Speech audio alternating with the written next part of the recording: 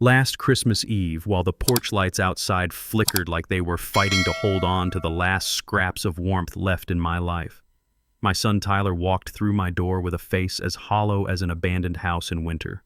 He didn't hug me. He didn't look at me. He didn't even force a polite Merry Christmas. No, he just reached into his coat, pulled out a thin envelope, and dropped it onto my kitchen counter.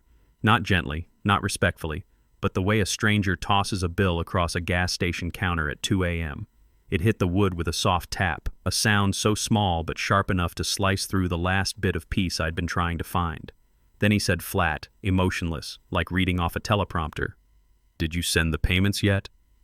Lauren needs confirmation so the rehearsal doesn't get delayed. No, thank you. No kindness, no acknowledgement of the man who once carried him on my shoulders through snowstorms and late-night fevers. Just money. Just expectation. Just that cold, entitled tone people reserve for tools they think will work forever. I stood there, my hands still smelling faintly of pine dust from the shelf I'd been repairing earlier that afternoon, the smell that once meant home winter family. Now it meant nothing, because in Tyler's eyes, I meant nothing. He looked at me the way people look at a machine they expect to keep functioning indifferently, mechanically, without gratitude or thought.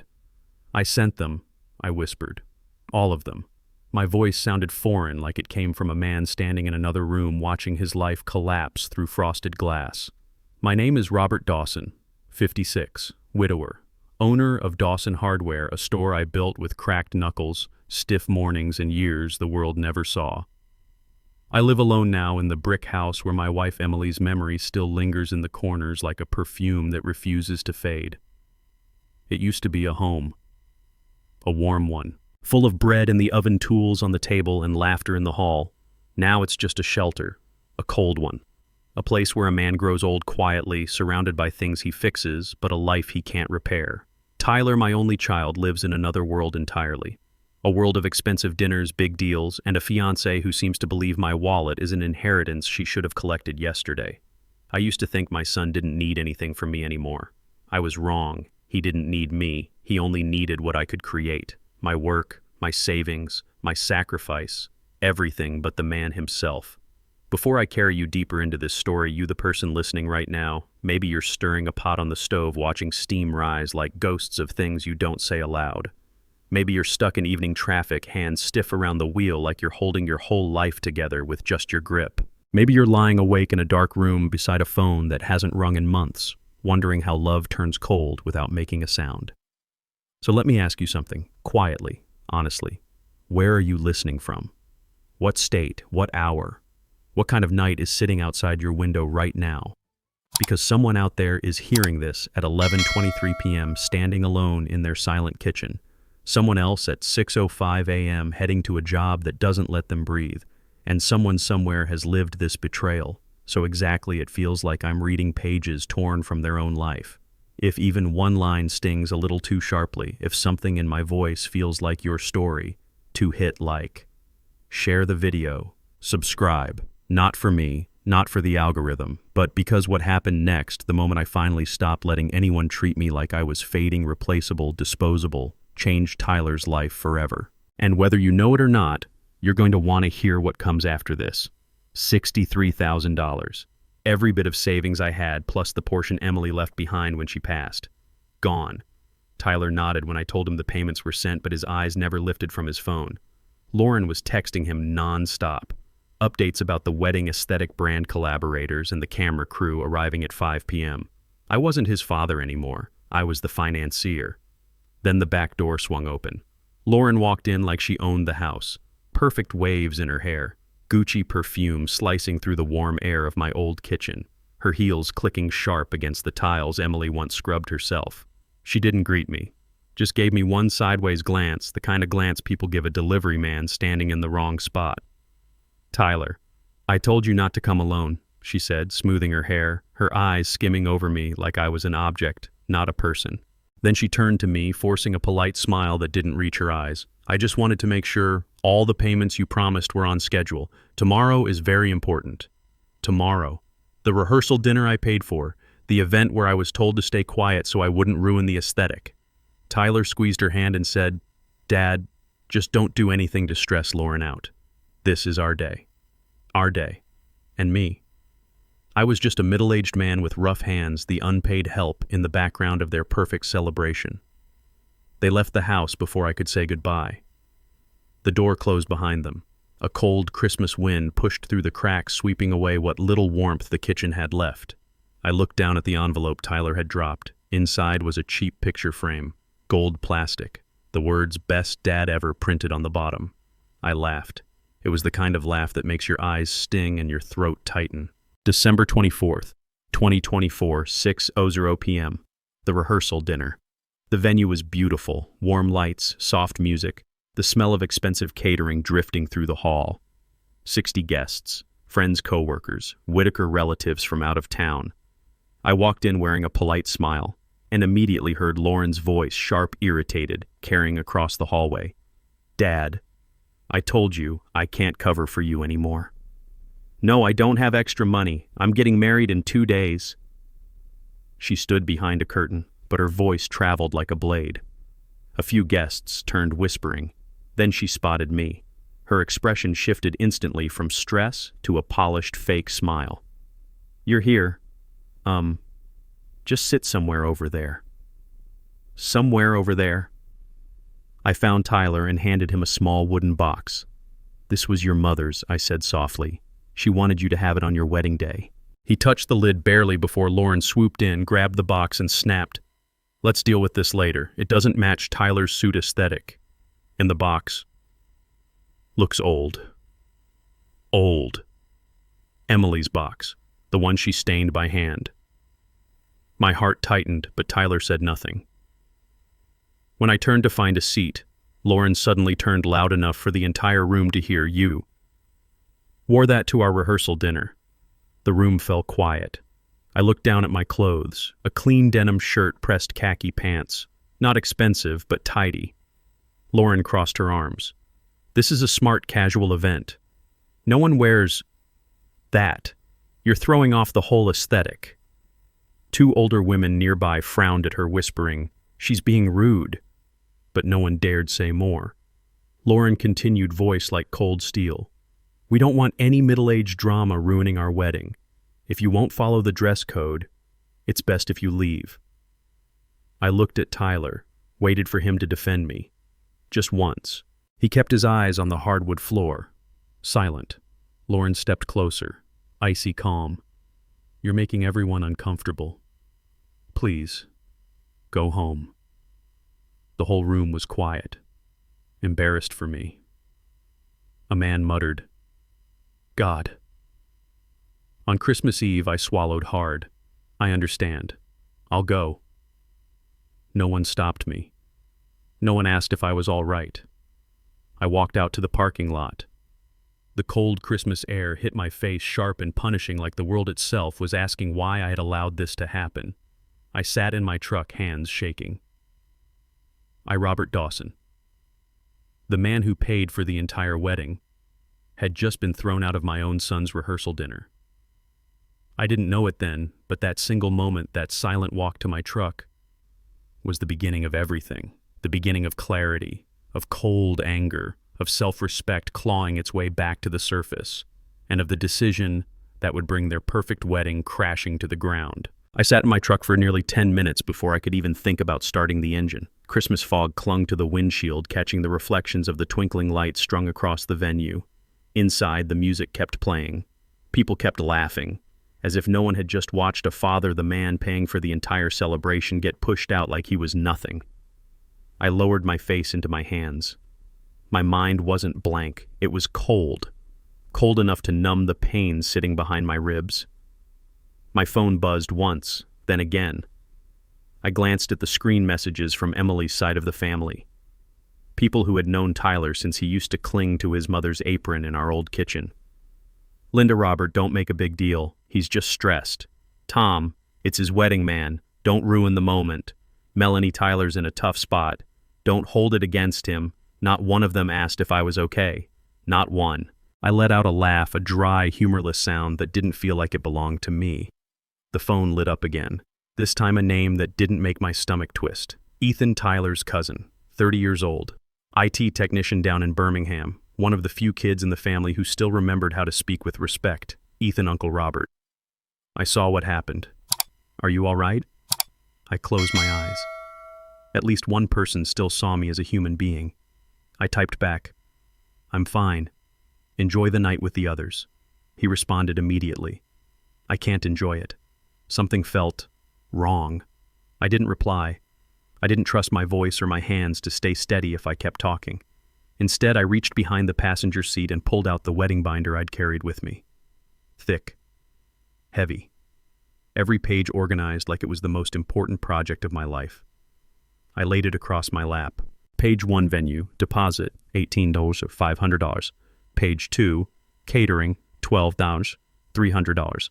Page 3, florist, $200. Page 4, photographer and videographer, $8, $900. Page 5, band and entertainment, $5, $600. Page 6, miscellaneous decor and rentals, over $11,000. Total, $63,000, and that didn't include the little extras Tyler and Lauren kept asking me to front. I stared at the numbers like they were an indictment I had written against myself. I paid for all of it, because I believed my son valued what I gave him. What a foolish, dangerous hope. I wondered what would Emily say if she saw me now. The woman with gentle eyes and a steel backbone would probably sigh and say, Robert, you've let them walk over your kindness for far too long. My phone rang. A number I didn't know, but I recognized the area code. The venue. I answered. Hello, Mr. Dawson? The manager's voice filled the truck through my Bluetooth. Yes, I said. We just wanted to confirm the final menu for tomorrow. The catering team needs the exact count. I stared through the fogged windshield. My breath clouded the air, pale and cold. Tomorrow, I repeated quietly. Yes, sir. Rehearsal dinner set up at 6 p.m. Additional drink packages, champagne, everything per your contract, everything I booked, everything I paid for. And yet I'd been told to leave. I spoke slowly, my voice too calm to be safe. If I wanted to change something, or cancel, what would I need to do? The manager hesitated. Well, since you're the contract holder, if you request cancellation, I'll call you back. I cut in. Yes, of course. Just reach out whenever you're ready. The call ended. I let my phone fall onto the seat beside me. A small sound, barely a click, but it echoed in my head like something cracking. I leaned forward, resting both hands on the steering wheel. Everything swirled together, the humiliation, Tyler's coldness, Lauren's condescension, a storm inside my chest. Then I whispered, It's over. I was done paying for people who didn't see my worth, done being quiet so they could shine. I was going to cancel everything, not to destroy them, not out of rage, but because they no longer deserved the sacrifices I'd made. But tomorrow was December 25th, Christmas Day. Everything would be closed. Every vendor, every bank, every office. I had to wait until December 26th, the first business day after Christmas, the day everything could be undone with a single phone call from me. I wasn't going to act in anger. I wasn't going to give them the satisfaction of calling me impulsive. I would do it with a clear mind, a steady hand, and the dignity they'd tried to strip from me. For now, I just needed to sit here, let the cold sharpen whatever pride I had left. I pulled out my wallet and slid the Amex card from its slot, the card I used for every wedding payment. I planned to review the charges, make sure all the numbers were correct before I made my move on the 26th. My phone flickered back to life, low battery warning glowing red.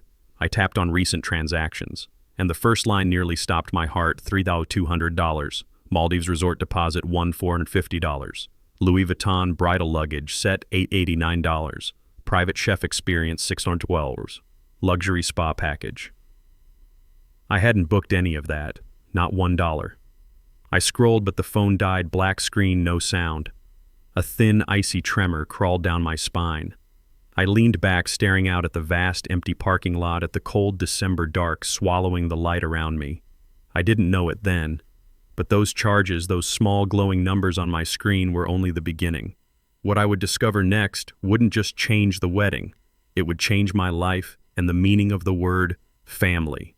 The morning of December 26th was colder than any Alabama winter I could remember.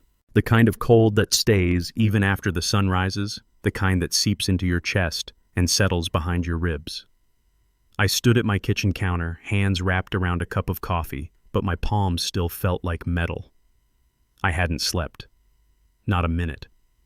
My mother used to say, "There are pains that keep you awake, not because they hurt, but because they finally open your eyes." I understood that line for the first time in my life. At exactly 8:01 a.m., the moment businesses reopened after Christmas, I sat down at the table, opened the wedding binder, placed my phone on speaker, and exhaled slowly. This wasn't impulsive. This wasn't anger. This was a father reclaiming what was his. I dialed the venue first.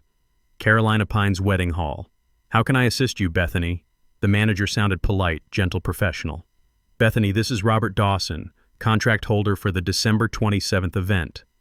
A small pause, then a softened tone. "Yes, Mr. Dawson. I recognize your voice. I hope you had a peaceful Christmas." I didn't respond to the courtesy. "I want to cancel the entire contract," I said, effective immediately.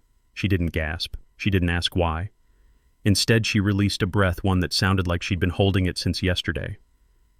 "To be honest, I wondered if you might call." Then more quietly, still professional but human. "We actually had a couple on our waiting list. When you cancel, they'll take the date. In fact, they already placed their deposit this morning." Just like that, Lauren's wedding date slipped out of her hands before she even knew it. "No penalty for you," Bethany continued. "You're the contract holder. You have full authority." I sat there for a second, not triumphant, not vengeful, just lighter, by an ounce or two. "I'll send the cancellation email shortly," she added. "And Mr. Dawson?" "Yes, this is just personal opinion, but I think you're doing the right thing." Her voice lowered. "Sometimes we encounter brides who become excessively controlling. And the way she spoke last night, it wasn't right. I didn't respond to that either. Thank you was all I said." The call ended. I took a breath, then dialed the florist. "Honeybloom Florals, good morning. This is Robert Dawson. I'm canceling the Whitaker Dawson wedding order for the 27th. The florist let out a breath that sounded like relief. "Oh, thank goodness. Yes, sir, you're the contract holder, so the cancellation is fully valid." Her voice dropped to a near whisper. "We worked with Lauren earlier this week." She made the entire team nervous. Then the mini-climax came in a single simple line. "You did the right thing, Mr. Dawson. No one deserves the way she treated us." For the first time in 2 days, my spine straightened a little. "Next vendor, Southern Oak Catering speaking. I'm canceling the wedding menu for the 27th. I paid the entire deposit." The man replied instantly. "No issue. Frankly, I was expecting your call." I froze for a moment. "Expecting." He cleared his throat. "The bride changed the menu 3 times in 48 hours. And last night," she yelled at one of my staff members in front of guests. "That isn't acceptable." It felt like someone slapped me awake. Lauren didn't just disrespect me. She disrespected everyone. "I appreciate your professionalism," the manager said. "I'll finalize the cancellation now. And Mr. Dawson, if you ever need a written statement for any dispute, I'm here." I understood exactly what he meant. Next call. "Harper and the Riverlights. Are you calling to cancel?" "Yes." Another sigh, tired but relieved. "We get it. She shouldn't have raised her voice at a groom's parent, especially not in front of the band." It was shocking. I laughed for the first time in 48 hours. It wasn't a happy laugh. It was the kind of laugh a man has when the truth finally hits hard enough to be undeniable. When the last vendor call was made, the house felt bigger, not cramped with shame anymore, not suffocating with the feeling of being the poor, unwanted father in someone else's glamorous wedding. For the first time in months, I felt aligned with myself. I had done the right thing. For me, for Emily, for the dignity I had neglected for too long. I opened my laptop. Emails poured in like rain. Contracts successfully canceled. Partial refund processed. Remaining balance will be returned to your account. Agreement terminated at the request of Mr. Dawson. I leaned back, exhaled, and let silence fill the room. December 27th would no longer be a wedding day in the Dawson family. It would be just a day. A clean, empty day. Maybe even the start of something new, whatever new meant, at my age. Later that afternoon, when the soft winter light hit the porch, I turned on my phone and logged into my Amex account. This time the battery didn't die. Transactions loaded one after another. $3,200, Maldives Resort, Overwater Villa. Deposit $1,450. Louis Vuitton, bridal luggage, $889. Private chef, Birmingham, $612. Luxury spa package, $2,980. Designer bridal shoes, $740. Georgia winery tour, $420. VIP, makeup trial, $1,120. Luxury car rental, New Orleans. My entire body went still, all of it, within 45 days. All of it charged to my card, all of it without my knowledge. And in that frozen moment, the truth settled over me, sharp, slow, and merciless. I wasn't just pushed out of my son's life. They were bleeding me dry, piece by piece, dollar by dollar, as if my money were theirs by birthright. I stared at the screen for a long time, a very long time. Then I whispered only to myself, all right. And in that cold kitchen with the winter sun fading behind the trees, I knew something with absolute clarity. Their reckoning had only just begun. The night of December 26th in Huntsville felt strange. Not the kind of cold that comes from winter air, but the kind that rises from the ground and settles into your bones. A cold that feels personal. I sat alone in the living room with only a single lamp turned on. The soft yellow light fell across the picture frames on the wall. Snapshots of me and Emily, moments I thought would last forever before illness took her from me.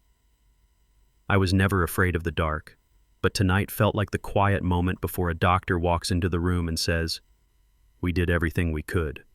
Silent, heavy, filled with truths I didn't want to face. I pulled my chair toward the wooden table, opened my laptop, and logged into my Amex account. The blue sign-in button glowed like a warning I had ignored for too long. I took a deep breath. It was time to look, time to face it. The statement loaded, and then it felt as if someone squeezed my heart with a cold fist. First transaction. Maldives honeymoon, overwater villa, 14 nights, $480. I blinked, looked again, but the numbers stayed. $26,480 from my card. I clicked on the details.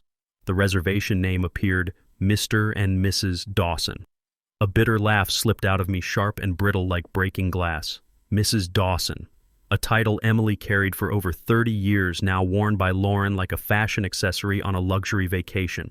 I closed my eyes. I saw Emily's hands, the rough, hard-working hands that never asked for more than what we had. We never took a trip like that. She never needed extravagance. Lauren did, and she used my pocket to get it. I moved to the next charge. Bridal luggage, Louis Vuitton, $4,780, $5,000 for luggage. Emily once cried from happiness when I bought her a discounted purse at a Montgomery outlet. Lauren had just spent more than I paid for my first car. My fingers tightened around the edge of the table until my knuckles turned white. Private chef, Birmingham. Deposit $8,400. My temples throbbed. I remembered Lauren at the rehearsal, the way she looked at people, the way her voice sliced through anyone she considered beneath her. I clicked into the details. Private chef for honeymoon departure night. I let out a cold breath. She was preparing a luxury send-off dinner, with whose money I scrolled again. Spa package, Georgia mountain resort, $3,200. I leaned back in my chair, rubbing my face. The total had already reached nearly $42,000, vanishing from my account in 45 days, every penny spent on them. Tyler was an authorized user. Since 2020, at the bottom of the page, a small gray line appeared. Authorized user Tyler Dawson, date added, March 2020. My heart slowed. 4 years ago, I gave Tyler access to the card because I told him, if you need gas or books, go ahead, but let me know first. He nodded like a good kid. But Lauren only needed one moment where Tyler handed her the card just to book flower samples. From that moment on, she kept all the information. No permission, no asking, no boundaries. I tilted my head back, staring at the ceiling as the warm lamplight cast soft shadows on the wood. I could almost hear Emily's voice again, gentle but firm, like wind brushing through the pines outside. Robert, kindness is beautiful. But if you give it to the wrong people, it becomes a rope they use to tie you down. I opened my eyes. Emily had been right. She was always right. The second betrayal. Tyler's college fund. Missing $6,000, another line caught my attention. Tyler College Fund balance change, $6,000. Transaction date, October 12, 2024. I slowly stood from my chair. Disbelief washed over me like cold water. The college fund, the account I opened when Tyler was 12, the account I kept adding to even long after he graduated, a safety net, a gesture of love. He didn't ask me, didn't warn me. He withdrew $6,000 1 month before the wedding. I sank onto the sofa, feeling a weight settle across my chest. I saw 8-year-old Tyler running to greet me after work. I saw him at 14 studying in the garage, Emily bringing him sandwiches. I saw him at 18 hugging me tight and saying, "Dad, thank you for always believing in me." Those memories flickered through my mind like old film reels until the tape warped and tore. I swallowed hard, but not from financial pain. Something worse. I no longer recognized the man who made that withdrawal. The cold truth and the clearer one. I returned to the table, pulled the laptop closer, and stared at the totals. Nearly $40,000 drained in a month and a half. Taken from my card, taken from his college fund. Taken from every ounce of trust I'd placed in my son. A cold sobriety washed over me, nothing like shock or anger. It was clarity, unforgiving clarity. Lauren wasn't alone in this. Tyler wasn't innocent. They were a team built on entitlement, using me as their fuel. I walked to the kitchen and poured myself a glass of water. The cold ran down my throat, but it didn't steady me. I had already been steadied the moment I saw Maldives. I set the glass down, spoke 2 words into the empty room. Enough. 56 years of kindness misused, of silence mistaken for approval, of bending so the family wouldn't break. Not anymore. I opened the binder again. Receipts, contracts, all in my name. I flipped to the last page, a checklist written in Emily's shaky handwriting, the fountain pen she loved. Make sure Tyler is happy. I tore the page out, slowly, deliberately, not out of resentment, but because it wasn't true anymore. I folded the paper and placed it in the drawer. Then I looked back at the glowing laptop screen. $40,000 gone. College fund drained. Maldives. Louis Vuitton. Private chef. Spa retreats. I closed the laptop. Darkness filled the room. But in that darkness, something inside me shifted. I was no longer the father who blamed himself for everything. No longer the man afraid of upsetting his son. No longer the quiet figure standing awkwardly in the back of a rehearsal dinner. I understood now. Starting tomorrow, I would take back everything they had taken for granted. And when that happened, it wouldn't be cruelty. It would be the final lesson a father gives. Kindness, when betrayed, becomes justice. The morning of December 27th came with a sky as gray as steel. No sunlight, not even a crack of warmth pushing through the clouds over Huntsville. I made a cup of coffee and stood by the window watching the steam rise and twist in the cold air. This should have been the day I wore the only suit I owned, sat in the front pew, and watched my son walk down the aisle. But that day died the moment Lauren told me I didn't fit the aesthetic. Around 8:15, someone pounded on my front door, hard, fast, impatient. I knew that knock. It was the same one Tyler used as a teenager whenever he messed up and didn't want to admit it. I set the cup down, took a breath, and opened the door. Tyler stood there, hair a mess, eyes bloodshot, shirt wrinkled, buttoned unevenly. He didn't look like a groom. He looked like a man cracking under the weight of his own choices. "Dad," he croaked, voice raspy. "We need to talk." I didn't step aside to welcome him in. I just crossed my arms and stared. "Come in," I finally said. My voice sounded strange, cold enough that even I barely recognized it. Tyler walked into the living room, the same room where he used to play with toy trucks, where Emily used to give him cough syrup, where we once watched football together on Sunday nights. But today, the distance between us felt like a desert stretching miles wide. He rubbed his face, exhaled sharply. "Dad, you don't understand what's happening," he said. "HR called me this morning." I raised an eyebrow. "HR? Yeah. Someone filmed the rehearsal last night. They caught what Lauren said to you." His voice dropped. "The video's all over the company group chats." For a split second, I saw something like embarrassment flash in his eyes. Not because of what happened to me, but because it made him look bad. "HR said Lauren's behavior reflects on my image," Tyler continued. I have to go into a meeting Monday to explain everything. I let the silence stretch. Not to punish him, but to force him to hear the weight of his own words. "What do you want from me?" I asked. Tyler jumped in immediately. "You need to tell people it was a misunderstanding, that you weren't kicked out, that you stepped outside for air." I looked at my son the way a man looks at a stranger wearing someone else's face. "So, you want me to lie," I said slowly, "to save your reputation." Tyler swallowed. "HR reads into everything, Dad.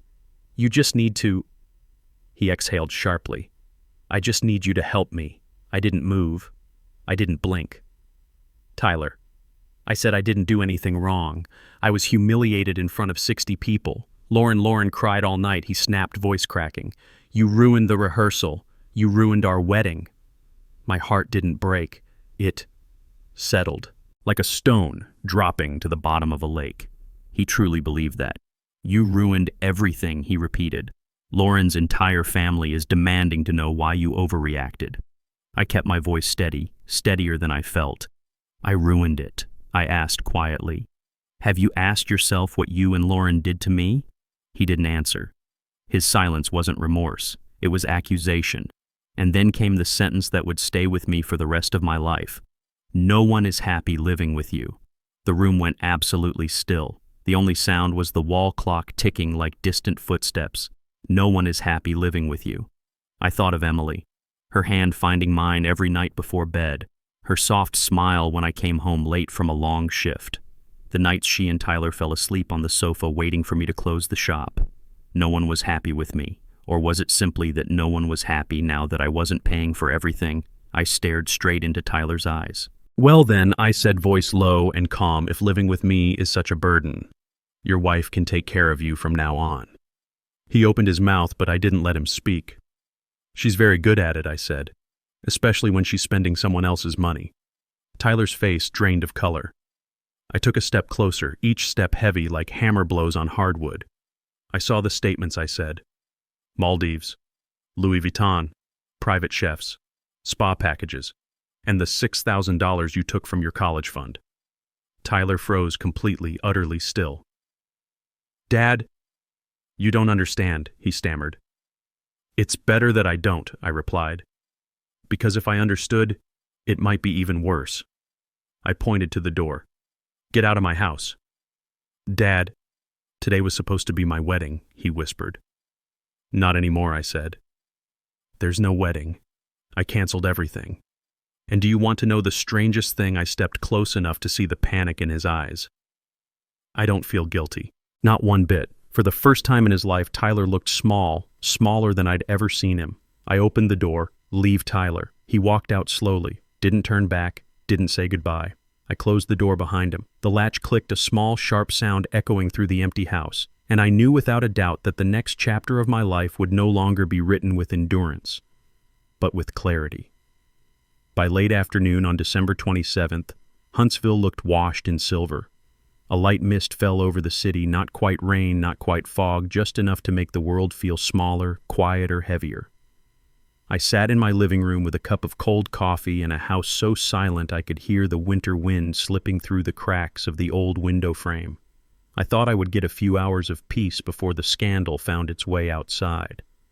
But the Whitakers, a family that breathed through their reputation, couldn't survive silence.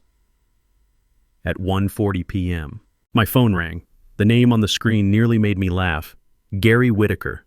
Gary, the man who puffed out his chest at every family dinner like he ran Huntsville while his construction company was sinking in debt deeper than the Tennessee River, was the first to call me after the chaos of the morning. I let it ring a few times before picking up. "Robert," he said, voice strained, "we're adults. We don't need to escalate things." "I've done everything calmly," I replied. He exhaled sharply, the way a man does when the mask starts to slip. "Look," he said, "can you call the venue and reinstate the contract? I'll figure out the rest later."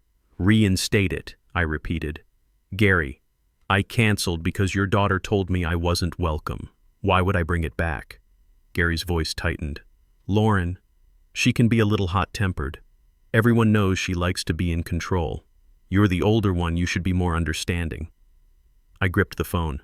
Your daughter kicked me out of a rehearsal I paid for. What exactly am I supposed to understand? Silence. Then more quietly, like someone had a fist wrapped around his collar. Robert, you have to help. We can't let this wedding fall apart. People are already talking. Ah. There it was. Not concern, not empathy, just reputation. The Whitakers didn't live on love or kindness. They lived on appearances. What's the real reason, Gary? I asked. Why do you need me to salvage this? He inhaled sharply. And then, my company is in trouble. Just temporary issues. I can't take on more debt. I can't get approved for another loan. You know how it is. Everything shifted into place. It wasn't about Tyler. It wasn't about Lauren's happiness. It wasn't even about family. They needed my money. A reliable, generous, easy-to-manipulate source of funding who never asked questions and never said no. They thought I was the biggest ATM in Alabama. No, Gary, I said, my voice calm and cold. I'm not saving your daughter's wedding, and I'm not saving your reputation. Robert, you're going to make my daughter a laughingstock, he snapped. No, I said quietly. She did that herself. I hung up before he could speak again. Less than 5 minutes later, my phone buzzed violently. A long message nearly 2 phone screens worth from Janet Whitaker, Lauren's mother. I opened it. Every sentence was polished, rehearsed, dripping with the tone of a woman who'd practiced speaking to other upper-class wives for decades. Robert, I say this as a mother. Please do not let my daughter be humiliated. You know how fast the Huntsville social circle spreads rumors. Please reconsider your impulsive decisions. Everyone makes mistakes. Do not condemn Lauren for one emotional moment. I read the entire thing. But what stood out most wasn't what she wrote. It was what she didn't write. Not one apology. Not one acknowledgement of Lauren's cruelty. Not one sentence about respecting me. The only thing she feared was embarrassment. I typed 3 words. Do not contact. Then I blocked her. I opened my call log, the Whitakers block, Lauren's friends block. Several numbers I didn't recognize block. I wasn't giving them another second to sugarcoat their manipulation with polite-sounding poison. They were used to me bending, used to me being the easy one, the agreeable one, the man who never says no. That man was gone. Around 7 p.m., my phone lit up again. Unknown number. I almost ignored it, but something told me to look. A single text, you have no idea. Lauren said a lot of things about you behind your back. I sat up straight. Who are you? I typed. No response. Then another message. I'm one of the bridesmaids. I can't say who, but you should know. This wasn't just the rehearsal. Lauren had a plan. A plan. A cold line ran down my spine. What do you mean I sent? No reply, just the 3 little dots appearing, then disappearing. I set the phone down slowly. If Lauren had a plan, and if Tyler was blindly following her, then everything I'd discovered so far was just the tip of the iceberg. A part of me wanted to ignore it, but the part of me that had been kicked out, used, and treated like a wallet with legs couldn't stay still. I knew one thing: tomorrow, December 28th, I was going to dig deeper, and whatever truth I found might shatter Tyler's entire life into pieces small enough to bleed through his fingers. On the morning of December 28th, Huntsville felt colder than winter itself. The kind of cold that stings the skin and makes every breath feel like you're inhaling needles. I sat at the kitchen table with a cup of coffee that had gone lukewarm too fast. Outside my back window, the fields were still and pale quiet in a way that almost felt like mercy after the chaos of the last 2 days. But silence has a way of hiding storms behind it, and the storm waiting for me was unlike anything I expected. 8:00 a.m. The notifications begin. My phone started vibrating non-stop. Instagram, TikTok, mentions, tags. I tapped the first notification. It was Lauren. Her hair pulled up in a messy, I cried pretty bun mascara smudged with purposeful precision. Her face pale, but not too pale, just enough to look fragile on camera. She sniffled into the phone, her voice trembling. My fiancé's father ruined our entire wedding. We had everything ready, everything planned.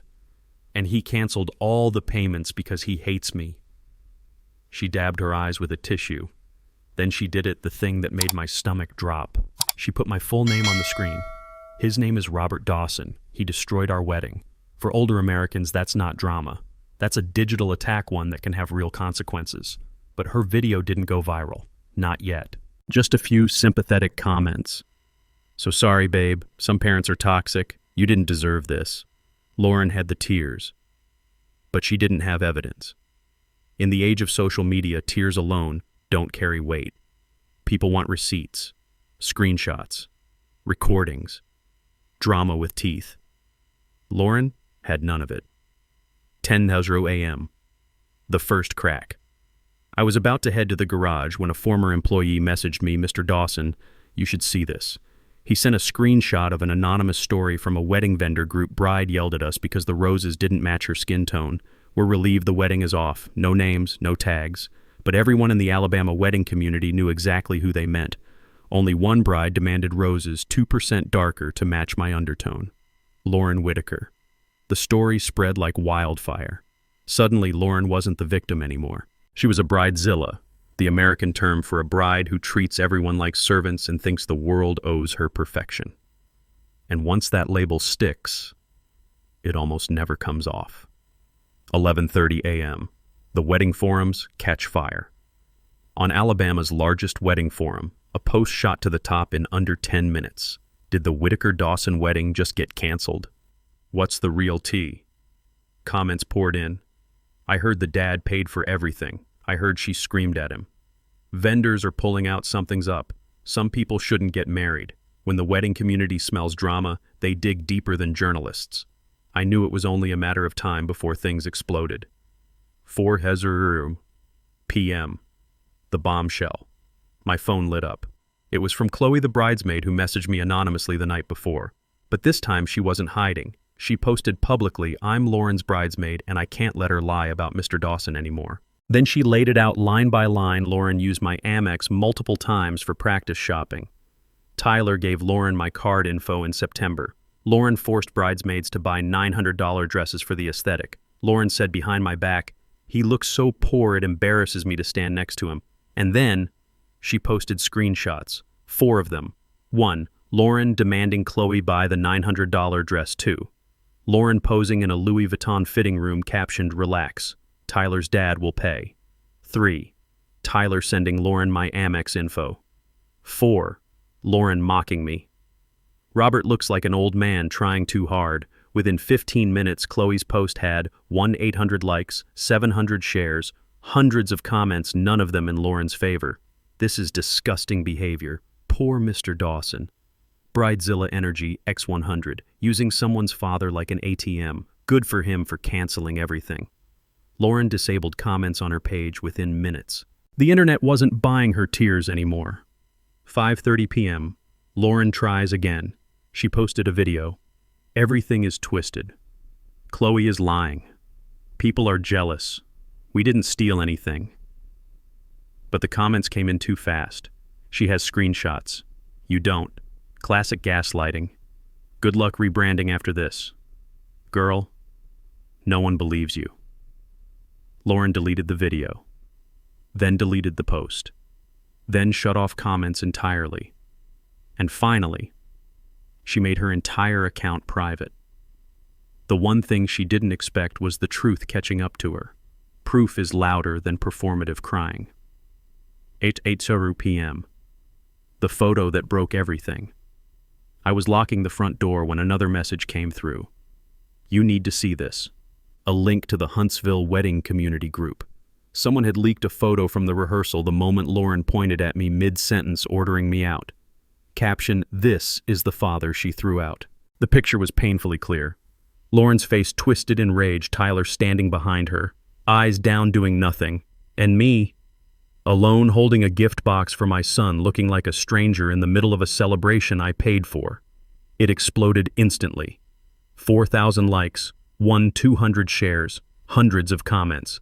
She threw out the man funding the entire wedding. This is emotional abuse. Tyler needs to grow a spine. She doesn't deserve to be married. And so it happened. The internet took my side. A man who didn't even have a social media account. Midnight, the final warning. By midnight, Lauren vanished from all platforms. TikTok private, Instagram locked, family Whitaker completely silent. That silence told me everything I needed to know. They weren't preparing excuses, they were preparing retaliation. At 11:54 p.m., Chloe sent one last text. "Mr. Dawson, be ready. Lauren isn't done." I set my phone down slowly. The house was quiet. The heater hummed in the background. The night stretched long and cold, and I realized this wasn't about a canceled wedding anymore. This was about dignity, truth, boundaries, and making sure the people who used me like an open wallet finally learned that kindness has limits. By the morning of December 29th, I woke up to a phone full of notifications. Not from Lauren, not from the Whitakers begging for sympathy, but from something far worse, a leaked voice note. It was spreading through the southern wedding gossip circles like wildfire, jumping from one small-town wedding group to another across more than 20 local forums in just a few hours. It wasn't national news, but in Alabama, small-town gossip spreads faster than hurricanes. I hit play. Lauren's voice spilled out of the speakers, sharp, confident, and meaner than anything she'd ever said to my face. "He's basically a walking ATM. Tyler is too soft. And that old man should just pay and stay out of the way. A walking ATM. An old man who should stay quiet and keep paying." The words hung in the room like poison. I used to think Lauren only lost control when she was stressed. But no, she said those things casually, comfortably, like she believed them with her whole heart. Then came the line that ignited the entire wedding community. "After the wedding, Tyler will move us to Nashville. We'll convince his dad to sign the house over. He's old. He won't say no." I set the phone down on the table. My hands shook not from anger but from something colder. The realization that I hadn't just been disrespected. I'd been targeted, used, plotted against. Within minutes, the comments across wedding forums exploded. "This woman is evil. She planned to steal his house. This is elder exploitation. Poor Mr. Dawson. This is heartbreaking."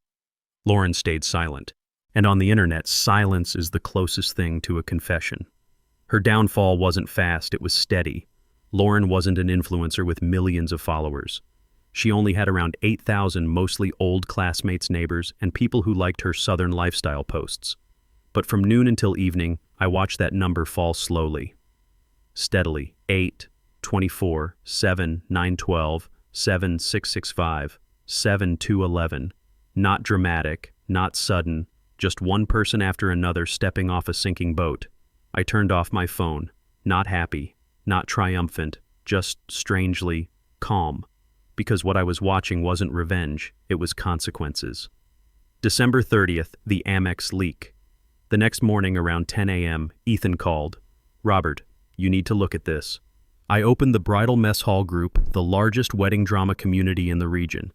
Pinned at the top was a post labeled "Anonymous Submission Financial Records in Whitaker Dawson Situation." And there it was, screenshots of the charges Lauren had put on my Amex. Everything I had seen the night of December 26, 480 Maldives, overwater villa, 780 Louis Vuitton bridal luggage, $8,400 private chef deposit, $200 spa package, $6,000 taken from Tyler's college fund. Smaller charges all matching Chloe's claims. All personal information blurred, everything anonymized, but the numbers were unmistakable. I called Ethan immediately. "Ethan, did you hack Tyler's account?" He almost laughed. "What? No. You gave me the screenshots. Remember, I sent them to the admins. They removed names, blurred numbers, made it fully legal. Nobody touched anything private." I let out a breath I didn't realize I'd been holding. Ethan was careful, professional in every sense. And now, the internet had receipts. Hundreds of comments poured in. "Stealing from your future father-in-law, girl, this is fraud. This is elder financial abuse. Team Robert all the way. She really tried to live off this man's wallet." One comment made me stop. "He should talk to a lawyer." I leaned back in my chair. Not because I wanted to sue anyone, but because the term abuse wasn't exaggerated. It was accurate. Tyler's life begins to crack around 3 p.m. Tyler texted me, "Dad, HR wants to meet with me on January 2nd. They said it's about ethics and financial conduct. I sat there for a long time. I didn't want my son to lose his job. I didn't want him crushed between Lauren's chaos and workplace pressure. But actions have consequences, and Tyler had chosen the wrong side. I replied with the only thing that mattered. Tell the truth. He didn't respond. The final collapse. By the evening of December 30th, Lauren's followers kept dropping. 7-11, 6-809, 6-332. A slow, steady downfall like watching a tower crumble brick by brick. Under her old posts, people wrote, "So this is the hard work you bragged about. Stealing from someone's dad isn't cute. Grow up." Poor Mr. Dawson. I set my phone face down on the table and looked out the window. The sun was setting, turning the backyard a faded orange. I didn't feel joy, just a quiet certainty. The truth was finally speaking for itself, and for once I didn't have to lift a finger. The warning. At almost midnight, Ethan texted Robert, "Be ready, Lauren isn't done, and neither are the Whitakers, but you're not alone anymore." I sat in the dark living room, elbows resting on my knees. Ethan was right. People like Lauren don't disappear. They fight harder when cornered. They claw, they lie, they manipulate. But I wasn't the same man who walked out of that rehearsal humiliated and silent. I had seen their true faces, and now I was ready for whatever came next. New Year's Eve mornings have a strange kind of stillness, as if the whole town is taking one long, shaky breath before the year closes for good. A thick fog hung over I-565, the winter sun barely strong enough to pierce the windshield. I pulled into the parking lot of Dixie's Diner, the little red brick place where I'd taken Tyler for pancakes when he was still small enough to swing his legs above the floor. The bell above the door jingled as I stepped inside. Warm air, fresh coffee, the soft clink of spoons and plates, the sound of a life I used to know. Amber, the young waitress with curly blonde hair, spotted me immediately. "Mr. Dawson, you're here on New Year's Eve." She smiled a real smile, not the polite, frozen kind I'd grown used to seeing lately. I nodded and took my usual seat by the window. Emily always loved this table. There was still a little scratch on the edge from her purse buckle years ago. I brushed my fingertips over it like I was touching her hand again. Amber set a cup of coffee down, then leaned in a little. "The volunteer crew still talks about you, you know." She lowered her voice. "Last year's storm, you were the first one there with tools when everyone else was still panicking. Folks don't forget that." I nodded, throat tightening. "Funny, isn't it, Lauren called me a walking ATM. Tyler treated me like a monthly bill. The Whitakers saw me as a bottomless bank account. But strangers remembered my kindness. Sometimes karma isn't loud. Sometimes it's a quiet sentence in a quiet diner, and it helps you breathe for the first time in days. Ethan arrives, the only one who stood by me. A little before 9 a.m., the bell chimed again. Ethan Dalton walked in, hoodie, backpack slung over one shoulder, laptop under his arm. He wasn't rich. He wasn't polished. He wasn't tied to me by anything except a thin thread of family. But he was the only person who chose to stand with me with no hidden agenda. Morning, Uncle Robert. He slid into the booth, exhaling heavily. "You been sleeping at all?" "Not much," I admitted. Ethan opened his laptop immediately. "Okay." I gathered everything. The voice notes where Lauren called you an ATM, Chloe's screenshots, the texts where Tyler sent her your Amex numbers, every transaction from October to December. His fingers flew across the keyboard. A detailed digital timeline appeared, every receipt, every charge, every message laid out like evidence in a courtroom. My stomach twisted. Uncle Robert, Ethan continued, "I want to build this in a legal standard format." "Legal," I repeated. He nodded. "In case the Whitakers or Lauren try to flip the story, or if they accuse you of destroying the wedding, you'll have proof of everything." He laid out the facts. Every wedding contract stood under my name. Every Amex charge led back to Lauren or Tyler's phone. Every transaction matched a location Chloe mentioned. The ATM voice note had a timestamp. Tyler's message giving Lauren my card details held unedited metadata. Ethan leaned back. "You don't need to post anything online. You don't need to defend yourself publicly. Just be prepared." For the first time in weeks, I didn't feel alone. The audio that changed everything. Ethan clicked into another file. There's one more thing you need to hear. I pressed play. Lauren's voice spilled out. I'm going to upgrade Tyler. He's sweet, but he's basic. Too small town. After we get married, I'll help him live the lifestyle he deserves, and his dad will help. That man will pay anything if you smile. The diner suddenly felt too quiet, as if the whole room leaned in to listen. I swallowed hard. She said, "That man will pay anything if you smile." Ethan nodded. "Uncle Robert, to her you were never Tyler's father. You were a wallet, a resource, a prop." My jaw tightened, not from anger, but from a kind of grief I didn't know how to name. The truth about Tyler. Ethan hesitated before speaking again. "There's more. And it's not just Lauren." I looked at him. "Say it." Tyler changed a lot after he started dating her. She told him over and over that the Dawson family was not on her level, that your house was outdated, that your lifestyle didn't match her image for brand deals after the wedding. My chest tightened. Emily had scrubbed those kitchen walls every Sunday. She'd filled that house with warmth, laughter, hope. And now it was being judged by a woman who saw life only through filters and followers. Ethan exhaled. "There's another part you need to understand. Lauren didn't just change Tyler. He looked me in the eyes. She enabled parts of him that were already there." A cold shiver ran up my spine. "What are you saying?" Ethan closed the laptop gently. "I'm saying that what's coming next will force you to see Tyler in a way you've never allowed yourself to see him before." I folded my hands on the table to steady them. "Ethan, where do we begin?" He took a deep breath. "With the part of the story Tyler never told you." His voice lowered, calm but heavy, and the part he hoped you would never discover. January 2nd carries a kind of strange quiet, the kind that sits on your chest like a weight. People like to say a new year brings new beginnings, but the truth is problems don't vanish at midnight. They just hide behind fireworks for one short night, before crawling back into the morning light. That morning, Huntsville felt colder than usual. Even inside my house, there was a heaviness in the air, like the calm before a storm I already knew was coming. I was adding another piece of firewood to the stove when my phone began buzzing so violently it nearly slid off the table.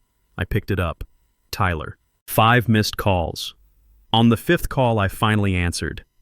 Tyler was panicking, but not for me. "Dad." "Oh my God. Dad. Finally." His voice cracked, breathless and frantic. "Please, you have to stop this. You have to stop everything right now." I held the phone away from my ear for a second, letting his panic wash past me. "Stop what?" "Tyler," I asked quietly. "HR," he burst out. "HR has been calling me all morning.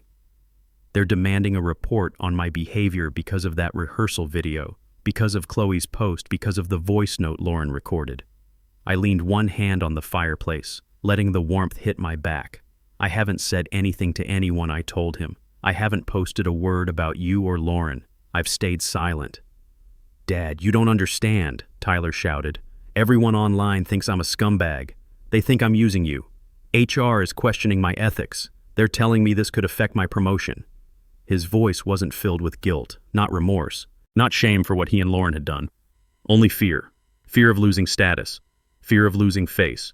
Fear of losing his spotless career trajectory. "Tyler," I said calmly, "if you want to talk like an adult, come to my house. I'm already on my way." He showed up, looking like a man on the edge. 15 minutes later, Tyler arrived at my doorstep. His hair was a mess, his shirt, wrinkled tie hanging crooked around his neck. Eyes bloodshot like he'd stayed awake all night, but not because he was worried about me, because he was worried about himself. "Dad, we need to fix this," he said, stepping inside without looking around. "You need to call people, you need to explain. You didn't cancel the wedding on purpose. Lauren and I are getting destroyed online." I folded my arms over my chest. "Sit down," I said. He hesitated, then obeyed. Like a boy who thought he was being scolded yet still believed he was the one in the right. I didn't bother sugarcoating anything. "Tyler," I said, "you withdrew money from your college fund. It wasn't a question." Tyler swallowed hard. "Yeah, how much?" $6,000. He stared at the floor like it could save him. "Lauren wanted a new closet," he muttered. "She said I needed to match her lifestyle." I repeated the word slowly. her lifestyle. I let it sink in the air between us. And that mattered more to you than your integrity. Tyler ran both hands through his hair. You don't get it. Dad, Lauren's under pressure. She wants to be respected. She wants her friends to admire her. She wants... I cut in voice. Steady. She wants money, Tyler. Your money. My money. Any money she can get her hands on. Tyler slammed his palm on his knee. Dad, you ruined everything. You canceled the wedding. You humiliated us. I stared at him for a long, quiet second. You care more about humiliation than doing the right thing. His breath hitched. Dad, he said, voice shaking. If you hadn't made everything into drama, if you hadn't reacted like that, none of this would have happened. HR wouldn't be questioning me. Lauren wouldn't be getting attacked. I wouldn't be a joke. That was the line that sank into me like a blade. I spoke slowly. Tyler, I haven't said a single word publicly. I haven't defended myself. I haven't attacked you or Lauren. I haven't spoken to HR. I haven't posted a single thing online. Silence. Everything happening, I continued, is the result of your choices. And Lauren's. Not mine. Tyler squeezed his fists until his knuckles went white. You always act so righteous, Dad. You canceled the wedding to punish Lauren. I shook my head. No. I canceled the wedding because my kindness was being exploited. Because I refused to keep paying for disrespect. Because I'm not your ATM. Tyler didn't break for me, only for himself. I tried one more thing. Tyler, do you regret how you and Lauren treated me? Silence. Do you feel sorry for the humiliation I went through? Silence. Do you think I deserved better? Silence. Heavier. Colder. More painful than yelling. I nodded. That's what I thought. I walked to the door and opened it. Tyler, now I understand exactly what you're here for. You're not remorseful. You're terrified of losing your job, your status, your reputation, your spotless record with HR. Tyler jumped up desperate. Dad, you're pushing me into a hole. No, Tyler. My voice was low, flat, steady. I'm just not pulling you out anymore. He stood in the doorway, eyes wild, anger, fear, confusion, shame all crashing into each other. Dad, I can't lose everything because of you. I looked at him one last time, this young man I raised with my own hands, with my hard-earned money, with all the love I had. Tyler, I said softly, you lost everything because of your decisions. Not mine. I'm simply the first person who refused to be used. His mouth trembled, his chest heaved. He looked both furious and shattered, but he didn't argue. He stepped outside. The January wind rushed in, sharp and cold, before I gently closed the door. The click of the latch was soft, but inside my chest it sounded like the final crack of something that had been breaking for a long, long time. January in Alabama carries a dry kind of cold, the kind that doesn't just sting your cheeks, it scratches its way straight into your bones. I arrived at the Marriott lobby at exactly 2:45 p.m., 15 minutes early, not out of respect, but because I wanted to enter this meeting with a clear mind and leave it with absolutely no room for regret. The message they'd sent me that morning still sat on my phone. Mandatory reconciliation meeting, 3 p.m. Mandatory. I almost laughed. No one had ever mandated anything in my life except my job and my family, and as of now, one of those was no longer mine. The room felt like it was holding its breath. The Magnolia conference room was small, beige-walled, dim-lit. The fluorescent lights cast a sickly yellow glow that matched the exhaustion on everyone's face. Gary Whitaker stood near the window, arms crossed over his chest. Once a respected construction company owner, now he looked like a man in debt wearing a suit too expensive for his current reality. Janet sat stiffly beside him, readjusting a cream-colored scarf as if she were posing for a family Christmas photo. Lauren sat in the center. Silky off-white dress, metallic heels, designer perfume heavy in the air. Her makeup was flawless, but it couldn't hide the dark rings under her eyes. Behind her stood Tyler, not like a husband ready to defend his bride, but like a little boy dragged into a parent-teacher meeting. I took a seat at the head of the table. No one said hello. Gary opened the meeting with blame, not accountability. Gary cleared his throat, trying to sound authoritative. Robert, this situation has gotten out of hand. The entire community is talking. Lauren has been humiliated. Our family's name is being dragged through the mud, and all because you couldn't control your emotions. I looked at him, not blinking. What exactly did I ruin? I asked. The wedding, Gary barked. The most important day of my daughter's life, Janet chimed in, her tone dripping with condescension. Robert, grown men put their family above their pride. I'm sure you understand that. They honestly thought I came here to be lectured. Then Lauren spoke, and her mask finally cracked. Lauren leaned forward, voice soft but sharp as a needle. Robert, if you want this resolved peacefully, all you need to do is restore the final deposits. We can plan a smaller ceremony. Nothing extravagant. Just respect. She emphasized the word respect as if she hadn't thrown me out of a rehearsal I paid for. Tyler kept his eyes on the floor. His shoulders trembled. Not once did he defend me, and that hurt more than anything Lauren could ever say. All right, I said calmly, unzipping my bag. If we're here to resolve things, I brought something to help. I pulled out a 2-inch binder, organized, documented, time-stamped Ethan's work. I placed it on the table with a hard final thud. The room went silent. Exhibit 1. The voice note.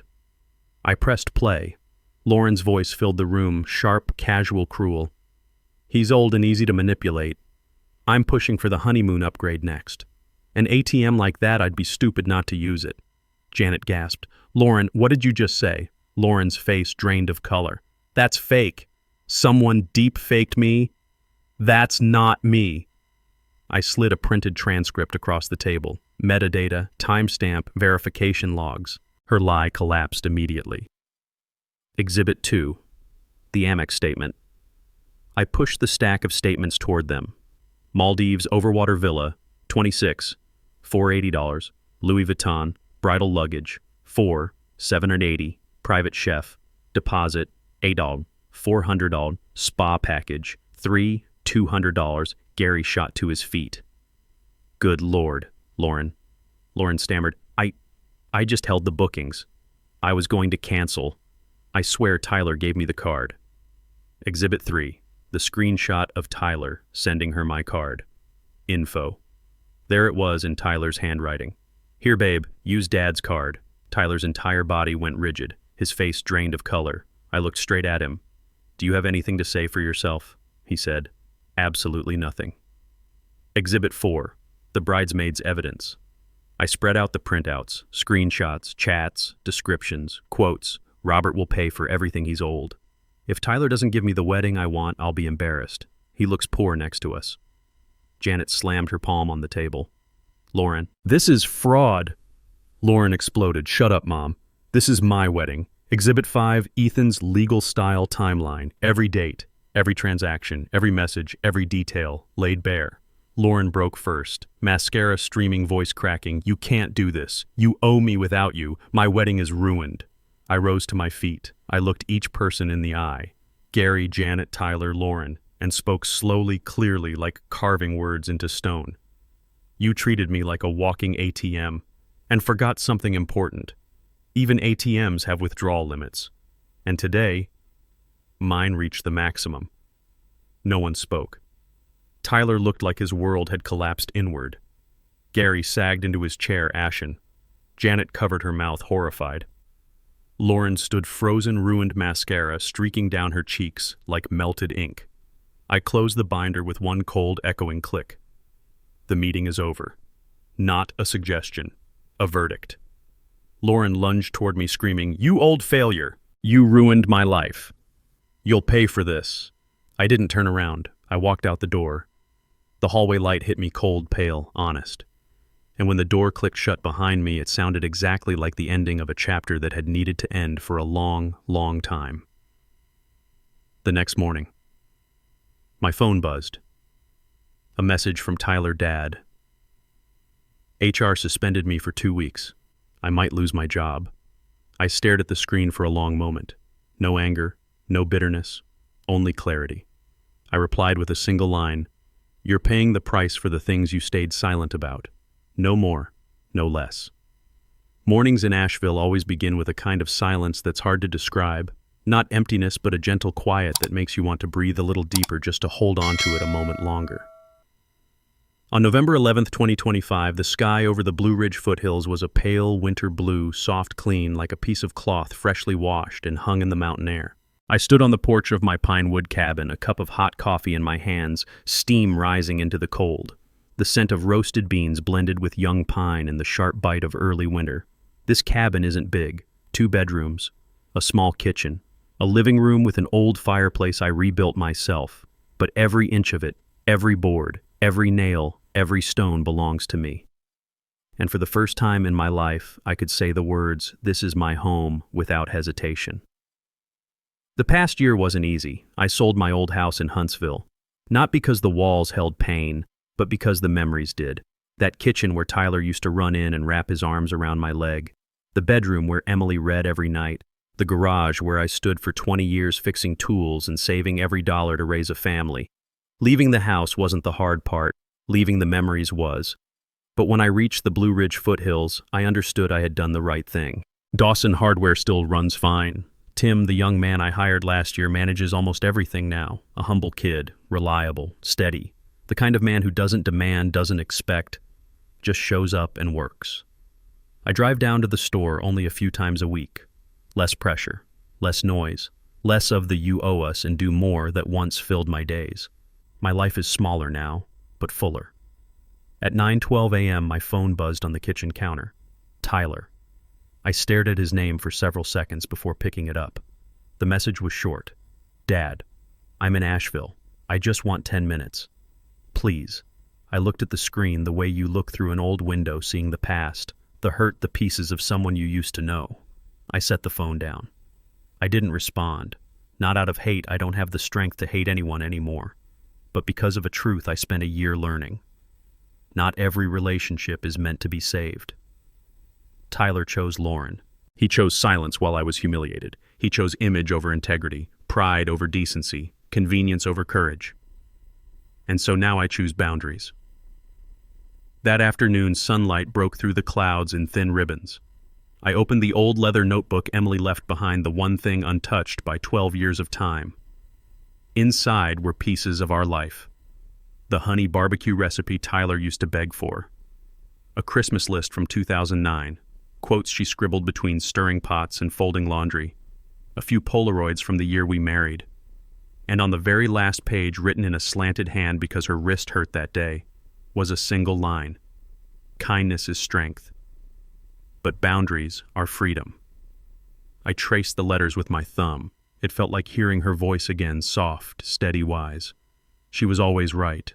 I had been kind all my life, but I had never learned to say enough. The sun dipped behind the trees at 5:28 p.m. I lit the fireplace. Orange light filled the cabin like warm breath. Snow fell outside, gentle, slow, as if someone was sprinkling handfuls of white flour onto the forest. I sat there listening to the crackle of burning wood, the sound a man hears when he's lived most of his life working with his hands. No shouting, no accusations, no "Dad, you need to just me," and the peace I fought to reclaim. Last Christmas I was humiliated in front of 60 people at a rehearsal dinner I paid for. My son, his fiancée, her family. They saw me as nothing more than a wallet with legs. I thought that night would break me. But sitting here in this little cabin, I realize it saved me.